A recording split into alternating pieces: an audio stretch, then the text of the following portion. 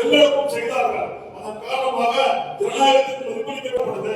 நமக்கு தொட்டிப்பட்ட மாற்றங்கள் செய்தால் சரியா இருக்கும் சொல்லிட்டு மூத்த உறுப்பினர் அண்ணன் எஸ்டி கலைவன் கார்பரேஷனுடைய நம்ம ஒரு தனியாருக்கு நம்ம தண்ணி கொடுக்குறோம்னா நம்மளுடைய கண்ட்ரோல்ல தான் அதை கொண்டு வரோம். சற்று தடுமாற்றத்தில் இருக்கிறாங்க மட்டும் தெரியல. எல்லோரும் ஒவ்வொரு வார்டுகளையும் போய் ரீல்ஸ் போடுற ஒரே நோக்கத்தோட ஒவ்வொரு குறைகளையும் சுட்டிக்காட்டி அவர்கள் போடுறாங்க. ஆக இந்த நேரத்துல நான் உண்மையா கண்டிக்கிறேன். எங்க கிட்ட அதாவது மாநகராட்சி மன்ற உறுப்பினர் தேர்ந்தெடுக்கப்பட்ட கவுன்சிலர் சொல்லலாம், சொல்ல விருப்பம் இல்லையா? அவர்களால் தேர்ந்தெடுக்கப்பட்ட எம்எல்ஏ இருக்காங்க, எம்எல்ஏ தயவு செய்து சொல்லுங்க. அந்த எம்எல்ஏ உரிய அதிகாரிகிட்ட சொல்லட்டும்.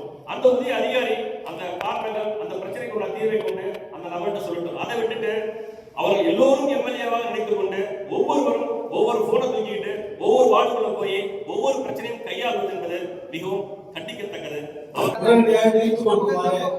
எங்கள் வடக்கு சட்டமன்ற உறுப்பினர் என்ற முறையில் நிறைய பிரச்சனை நான் தொகுதி பக்கம் போயிருந்தேன். நம்ம 33வது வயசுல சொல்லியிருந்தாங்க நிறைய பிரச்சனை. அங்கே ட்ரைனேஜ் எதுவுமே எடுக்கிறதில்லை. கவுன்சிலரே அந்த பக்கம் வரதுலன்னு எங்கிட்ட நிறைய கம்ப்ளைண்ட் வருது. அப்படி கம்ப்ளைண்ட் வரும்போது எங்கள் கட்சிக்காரங்க வந்து சொல்லும் போது அந்த குறைகளை வந்து நாங்கள் நேரடியாக மக்கள் சொல்லும் போது நாங்கள் பார்க்க தான் செய்வோம். நாங்கள் முடிஞ்ச அளவு நீங்கள் கவுன்சிலர் செஞ்சீங்க